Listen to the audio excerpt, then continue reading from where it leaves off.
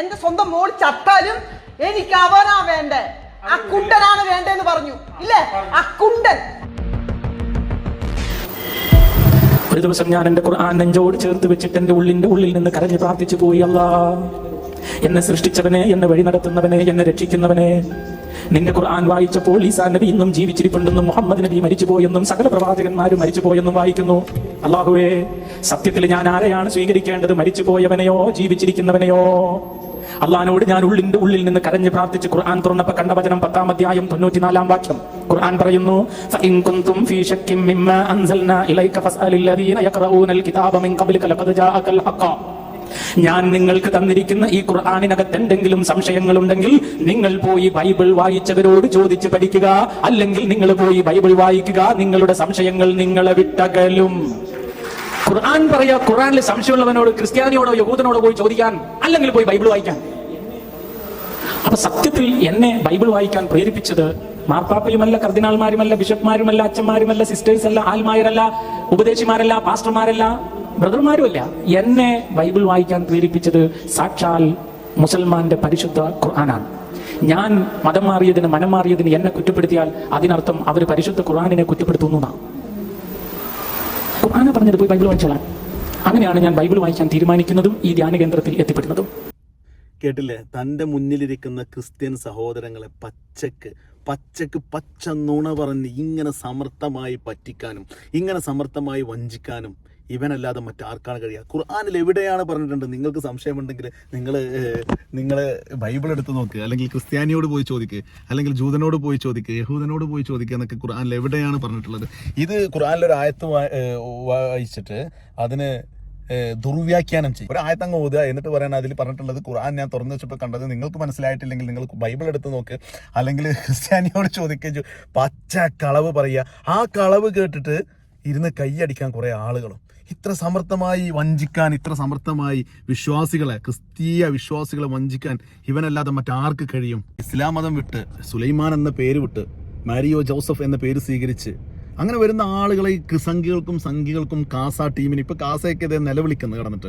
കാസ പറയുന്ന അവൻ മുസ്ലിം തീവ്രവാദിയാണ്, മുസ്ലിങ്ങളുടെ അജണ്ട നടപ്പിലാക്കാൻ വന്നവനാണ് എന്നൊക്കെ പറഞ്ഞിട്ടാണ് ഇപ്പോൾ ഇതുവരെ താങ്ങി നടന്നിരുന്നവരാണ്.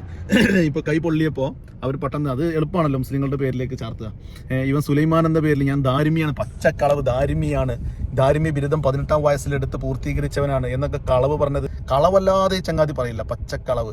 അതിന് വേണ്ടിയിട്ട് ഈ മതവിശ്വാസികളെ തമ്മിലടിപ്പിക്കാൻ വേണ്ടിയിട്ട് വർഗീയത പറഞ്ഞ് നടക്കുന്ന ഇവനിപ്പോൾ 8ന്റെ പണി കിട്ടിയിരിക്കും. ദാരിമി ബിരുദം എടുത്തു എന്ന് പറയപ്പെടുന്ന കാലത്ത്, ആ കാലത്ത് അവിടെ ബഹുമാനപ്പെട്ട സമസ്തയുടെ ജിഫ്രി മുത്തുക്കോയ തങ്ങളായിരുന്നു പ്രിൻസിപ്പാൾ. അന്നേ ഉസ്താദ് പറഞ്ഞിട്ടുണ്ട് ഇവനെ അവിടുന്ന് പുറത്താക്കിയതിനെ കുറിച്ചൊക്കെ. നമുക്ക് ജിഫ്രി മുത്തുക്കോയ തങ്ങളുടെ ആ വാക്കുകളൊന്ന് കേൾക്കാം. കുട്ടികൾക്കൊക്കെ ഒരു സംശയമുണ്ട്, ഒരു സുലൈമാൻ ക്രിസ്ത്യാനിയായിരിക്കണം, സുലൈമാൻ ദാരിമി, അങ്ങനെ എല്ലാ കുട്ടികളെ പിന്നെ മൊബൈലിലൊക്കെ ഒരു SMS ഒക്കെ വരുന്നുണ്ട്, അവന്റെ പുസ്തകമൊക്കെ വരുന്നുണ്ട് എന്ന് പറഞ്ഞു.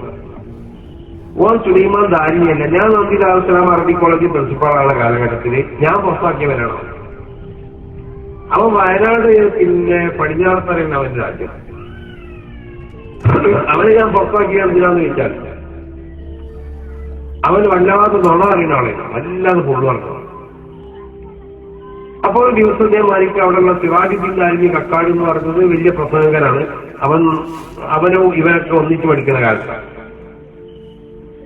അപ്പൊ അവൻ എന്താക്കി എന്ന് പറയും, സിറാജുദ്ദീൻ ദാരിമിനെ സംബന്ധിച്ച് ചില നുണകളൊക്കെ പറഞ്ഞു. സിറാജുദ്ദീൻ ദാരിമി അവിടുന്ന് ഇന്നോട് ചോദിച്ച് അവന്റെ പാസ്പോർട്ട് വാങ്ങാൻ വേണ്ടി പോയിരുന്നു. ഇവൻ വന്ന് നടന്നു പറയാണ്, സിറാജുദ്ദീൻ ദാരിമി ഉസ്താദിനോട് ചോദിക്കാതെ പോയിക്കുന്ന ഉസ്താദ് പറഞ്ഞിരിക്കണം.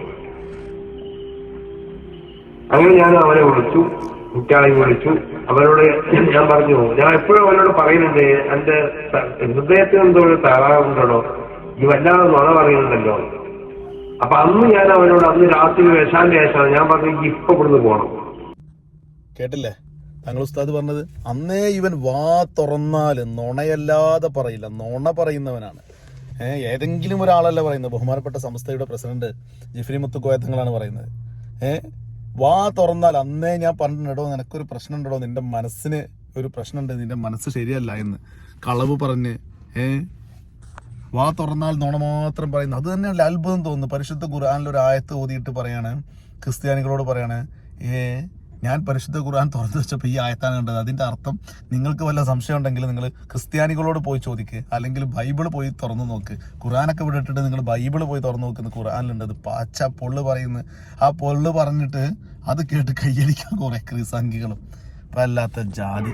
ഇനി അവിടുന്ന് 2 കൊല്ലം കൂടി അവൻ പഠിക്കണം, 1.25 കൊല്ലം പഠിക്കണം, എന്നാലേ അവർക്ക് ധാരിമി സനത് കിട്ടുള്ളൂ. അങ്ങനെ ഞാൻ അവിടുന്ന് പുറത്താക്കി പിന്നെ അവനെ തിരിച്ചെടുക്കാൻ വേണ്ടി ബഹുമാനപ്പെട്ട ഉമർ വാസുകി തങ്ങൾ നവറവാഹു മറക്കാതെ മരിച്ചുപോയി. മൂപ്പരാണ് നന്ദി ദാറുസ്സാലാം അറബി കോളേജിന്റെ പ്രസിഡന്റ്. മൂപ്പർ എനിക്കൊരു എഴുത്തോട്ടയച്ചു. മരിച്ചുപോയ ടി വി മുഹമ്മദ് MN ഒരു എഴുത്തോട്ടയച്ചു. അവന്റെ വയനാട്ടിലുള്ള പല ലീഗിന്റെ നേതാക്കന്മാരെയും കോൺഗ്രസിന്റെ നേതാക്കന്മാരെയും പല മുസ്ലിംമാരെയൊക്കെ കൂട്ടിന്റെ അടുത്ത് വന്നു. കേട്ടില്ലേ, ഇവൻ പക്ക ഫ്രോഡാണ്. ഇവനെ പുറത്താക്കുക മാത്രമല്ല, പുറത്താക്കിയ ഇവനെ തിരിച്ചെടുക്കാൻ വേണ്ടി കുറെ രാഷ്ട്രീയക്കാരെയും കൂട്ടി കുറെ മൊയ്ലിയാക്കന്മാരെയും കൂട്ടി ഇവൻ വന്നു. എന്നിട്ടും തങ്ങള് ജിഫ്രി തങ്ങൾ ദീർഘവീക്ഷണമുള്ള തങ്ങന്മാരാണ്, പണ്ഡിതന്മാരാണ്. അവരൊക്കെ തിരിച്ചെടുത്തില്ല. ഇവ ആളെ കൂട്ടി വന്നു എന്നല്ലാതെ ഇവനെ വീണ്ടും തിരിച്ചെടുത്തില്ല. അപ്പൊ ഇത്രയൊക്കെ സംഭവങ്ങൾ സംഭവിച്ചിട്ടുണ്ട്. ഇങ്ങനത്തെ ഈ ഒരു ഫ്രോഡിനെയാണ് ക്രിസംഖികള് കാസക്കാര് ഏറ്റി നടക്കുന്നത്. അങ്ങനെ ഏറ്റി നടന്ന് അവസാനം അവരുടെ ജാതിയിൽപ്പെട്ട ഒരു പെണ്ണിനെ കല്യാണം കഴിച്ച്, ഒരു ക്രിസ്ത്യാനി സ്ത്രീയെ കല്യാണം കഴിച്ച് അവസാനം അവളുടെ തലക്ക് സെറ്റപ്പ് ബോക്സ് എടുത്ത് കടിച്ച് മുറിച്ച് അവന് ആകെ സീനാക്കിയപ്പോൾ അവരയ്യോ ഇത് മറ്റേ മുസ്ലിം തീവ്രവാദി. എടാ മുസ്ലിം തീവ്രവാദി അല്ലാതെ ഞങ്ങളെ ഇറക്കി വിട്ടതാടാ വേസ്റ്റ് ചണ്ടി ചവറിനെ ഞങ്ങളെ ഇറക്കി വിട്ടതാ. ഞങ്ങൾ വലിച്ചെറിഞ്ഞ ആ ചണ്ടിയാണ് നിങ്ങളെടുത്ത് തലയിൽ കയറ്റി വെച്ചത്. ഇപ്പൊ നിങ്ങൾക്ക് പണി കിട്ടിയില്ലേ? Note the point. ഞങ്ങൾ മുസ്ലിങ്ങൾ നന്ദി ദാറുസലാമിൽ നിന്ന് ഷെയ്ഖുന ജിഫ്രി മുത്തുക്കോയ തങ്ങളുടെ നേതൃത്വത്തിൽ മുത്തുക്കോയ തങ്ങൾ എടുത്ത് വലിച്ചെറിഞ്ഞതാണ്, പുറത്തേക്ക് എറിഞ്ഞ ചണ്ടിയാണ്. ആ വൃത്തിഹീനമായ ദുർഗന്ധമാണ് നിങ്ങൾ സുഗന്ധമാണെന്ന് കരുതി എടുത്ത് തലയിൽ വെച്ചത്. ഇപ്പൊ നിങ്ങൾക്ക് പണി കിട്ടിയില്ലേ? എന്നിട്ട് കാസ ഈ പോസ്റ്റർ നോക്കിയാൽ കാസയുടെ പോസ്റ്ററാണ്. ഉളുപ്പുണ്ടോടാ കാസക്കാർ നാറികളെ നിങ്ങൾക്ക്. ഇനി ഇതുമായി ബന്ധപ്പെട്ട് ജിഫ്രി തങ്ങൾക്ക് കുറച്ചും കൂടെ പറയണ്ട. അവൻ എങ്ങനെയാണ് ക്രിസ്ത്യാനിയയിലേക്ക് പോയത് എന്നുള്ളതും കൂടെ പറയണ്ട. അവൻ പറഞ്ഞത് എന്താ?